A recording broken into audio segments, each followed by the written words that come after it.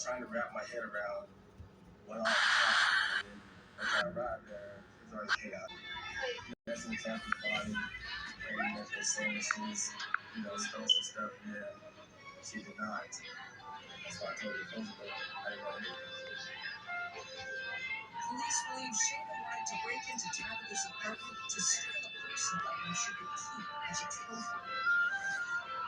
The next day, the Tulsa media seizes on the story. We immediately went to the scene to try to figure out what on earth was happening. And just what we learned that day, nobody in their right mind would go into a funeral home and do these terrible things to someone who's already passed away. Because what threat are they at that point? Shayna's act of desecration is so unusual that police are hard-pressed to find the correct laws with which to charge her. They initially charged her with burglary because she had entered the apartment under false pretenses. They charged her with illegal dissection because that was essentially the closest thing they could find to covering up that cut on Tabitha's face. They told me what she was being charged with, and I'm blown away. 100% total shock. That is a whole new level of crazy. I don't.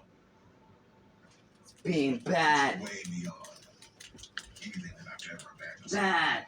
It's being bad. It seems impossible, but things actually get crazier. My sergeant came in and said, "Hey, I got a message from the funeral home that we need to go out and take a look at the body again." I grabbed one of my detective partners and my sergeant, and we went out there. So when we examined the body, we found that Tabitha's breasts had been briefly cut out of her body. We also noticed that one of her toes was missing. I had, at that point, worked hundreds of homicides as a crime scene detective, and I had not ever seen anything like this. The investigators talk with Monty, who shows them the photographs that Shayna off the air. The previous day. Take a look. Let's they are the equivalent of a only on Adult Swim. Oh. So I see a hand holding a knife next to the toe. I recognize that as probably Tabitha's foot, and I see there's photographs of a hand next to what I assume to be Tabitha's genitalia, and I realize that I'm looking at photographs of Shayna in the act, committing these heinous acts at the funeral home. I was disturbed, kind of heartbroken. Couldn't believe that she did this to someone that I knew, and passed away. A total disrespect. How are you going to explain those photos? I mean, that just kind of seals her fate. Pictures of what she's actually doing. When the case goes to trial in April 2016, Shayna is charged with 3 misdemeanors and 2 felonies. A woman accused of slashing the body of her husband's former girlfriend is expected in court today. This is a case that is revenge. This is the ex getting involved with her husband, and so she's going to do something about that. I don't remember any emotion from Shayna. The defense had tried very early on in the process to say she wasn't competent not to stand trial because she's got, mental issues, but she was given a thorough exam. That was part of her pre-trial process, and she was found competent to stand trial. The defense were like, look, she's just a woman pushed over the edge like any woman would be. Her husband's having an affair, the victim is texting her, rubbing her face in it. What else would a woman do? The prosecution call a number of witnesses, including Monty. Seeing Shayna in the courtroom and being asked questions, and she's staring at me, trying to intimidate me, like answer the questions and try to get through it. And then the jury goes out. It's right before lunchtime. It's like 11:45 in the morning, and I didn't think it would take too long. So 3 hours later, almost to the minute, they called us back in the courtroom, and that's when the verdict was read. They found her guilty of all the counts. All those counts were ordered to run consecutive, and all totaled up to 16 total years. I guess you could say I felt a kind of peace. Monty divorces Shayna a year later and gets full custody of their daughter.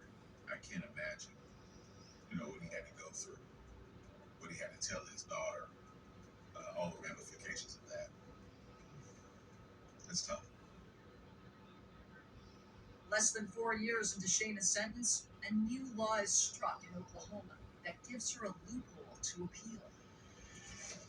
Shayna Sims has been released from prison after serving 4 years of her sentence. I was like, she can't be. There's no way. I couldn't believe it. I was in shock. It was just a gut punch to everybody. It was devastating. We deserve a real king. Because if he cannot protect his own family, how is he supposed to protect us? Aquaman's gonna taste blood. No wizard can help us anymore. I'm gonna do this myself.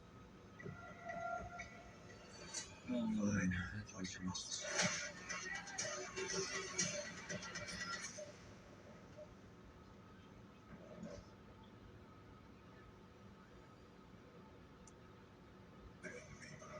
I felt rage at that point. I couldn't believe it. In November 2021, Monty Smith's ex-wife Shayna Sims is set free, less than 4 years into a 16-year sentence for desecrating Tabitha Lynch's body. I was like, she can't be. There's no way. But sure enough, I did get confirmation message later that day that she was released. I actually saw a video of her being released. She just gets to walk? She spends a few years in prison for all the damage she's caused and she gets to walk? You couldn't ask for a more devastating blow to the victim's family. It was a shock. It was really a kick in the gut that we learned that she was going to be walking free after we put this case together, and to have someone walking free was tough to swallow. Shayna has been released on appeal as a result of a Supreme Court ruling known as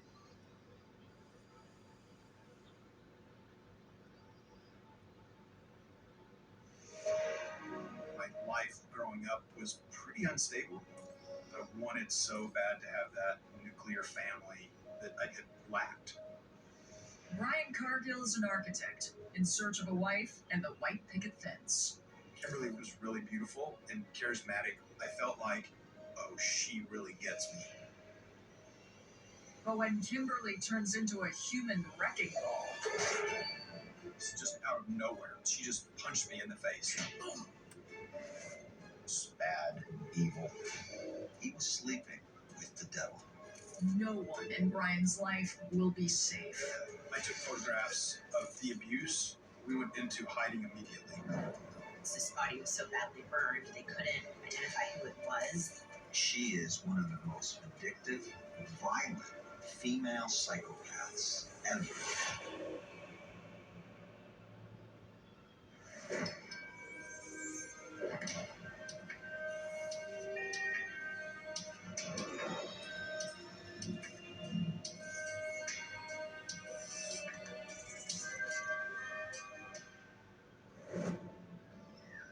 I was born in Wichita Falls, Texas. It was a great way to grow up, for sure. The adults are like, kids go outside, and so we just played in the barn where there's like big tractors and stuff. It was really fun. And my parents were married for about 3 years, and they got divorced. So my mom was pretty much a single mom, and she moved us around a lot. As a boy, Brian Cargill's life is in constant motion. I ended up going to probably 6 different elementary schools, probably 5 or 6 different junior highs, and 3 different high schools. It was pretty unstable most of the time. Brian vows to build a secure future for himself. And when he graduates high school, he sets his sights on architecture.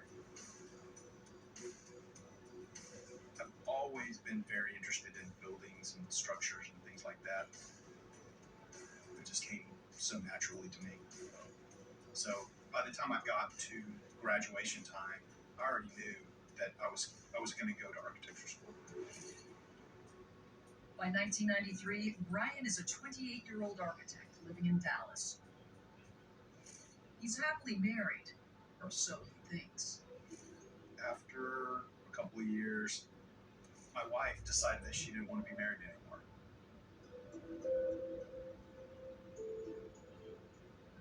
And so I was just kind of left I do feeling. it. It was a big shock for me. It's not it. At This that is point, money. my dreams had pretty much crumbled.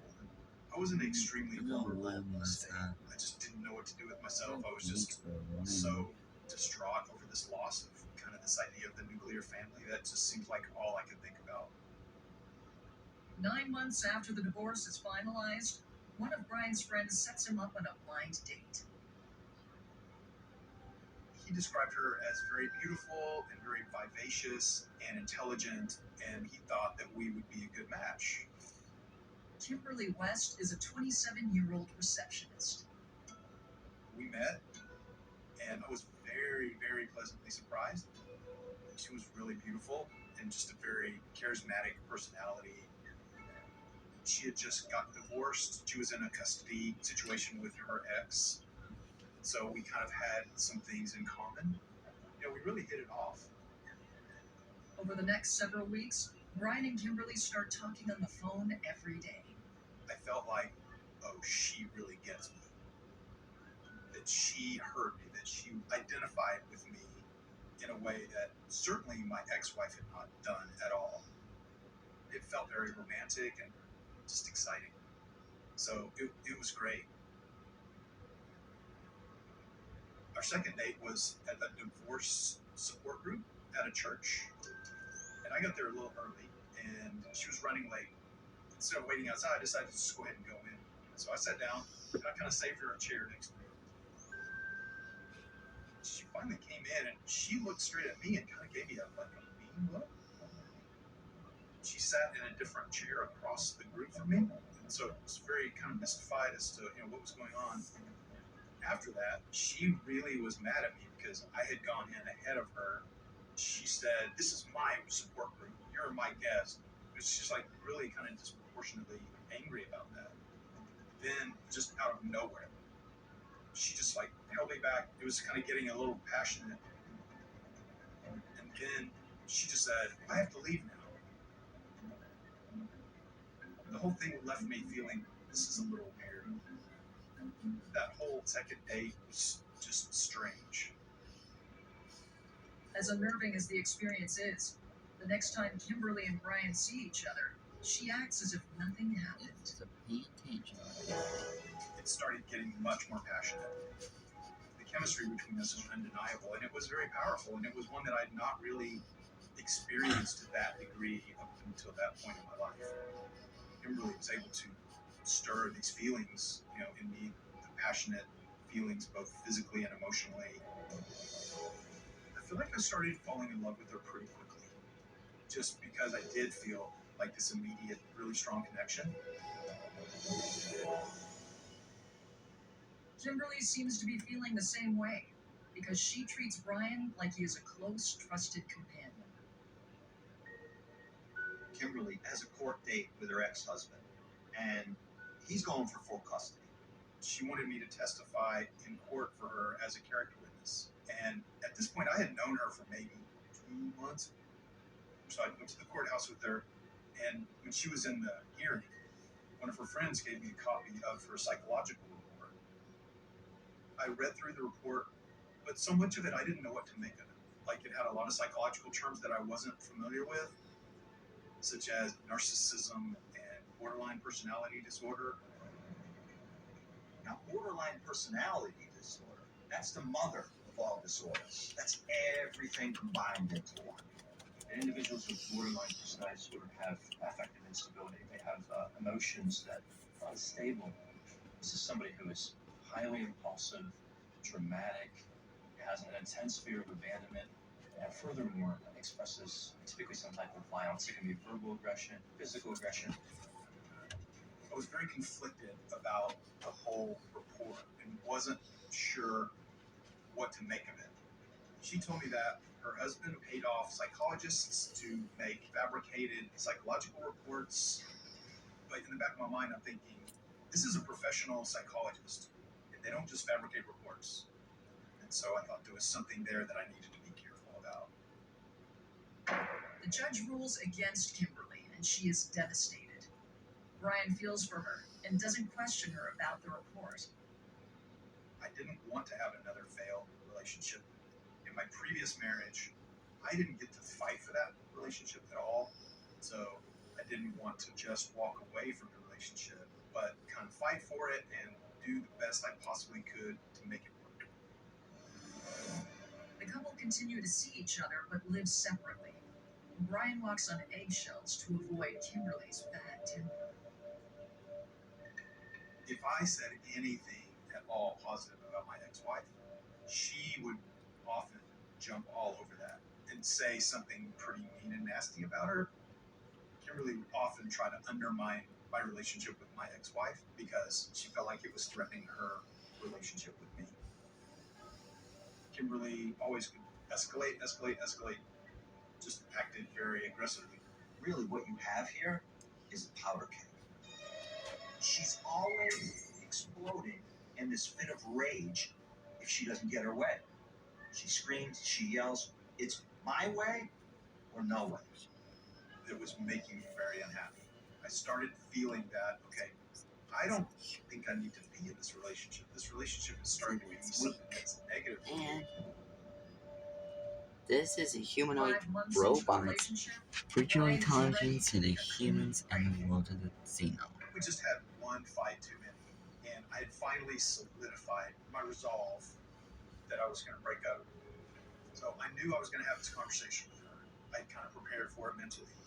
I don't care what she says, I'm done with this. I was actually feeling pretty good about it. I was feeling a little bit of a sense of relief that I had kind of dodged a bullet. Okay, I'm going to put this behind me, just move on. I was about to say, all right, I'm done with this. I'm not seeing you anymore. Don't call me, etc. And that's when she told me she was pregnant. I felt like I was at the beginning of a horrible, horrible journey.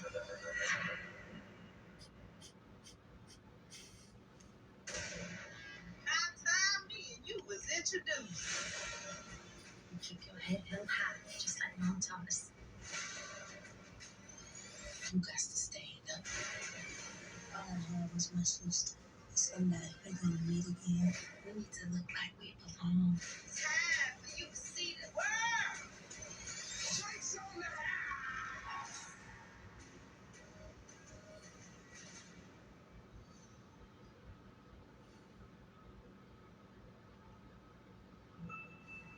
Just as Brian Cargill is about to break up with his girlfriend Kimberly, she tells him she is pregnant. In that moment, my entire body just dropped, and it felt like kind of falling over a cliff. It's this flush of dread that just completely fills you and overwhelms you. But my first thought was, okay, we're going to make this work. We're going to take this curveball and we're going to hit it out of the park. I mean, I'm not going to walk away from a woman that is carrying my child. I'm just not going to do that. So I did propose to her the idea that, I will stick by you during the pregnancy. I want to be a part of the child's life no matter what. But that doesn't necessarily mean that we have to be married to do that. And she put it to me very plainly. If you don't marry me, you're not having anything to do with this organization.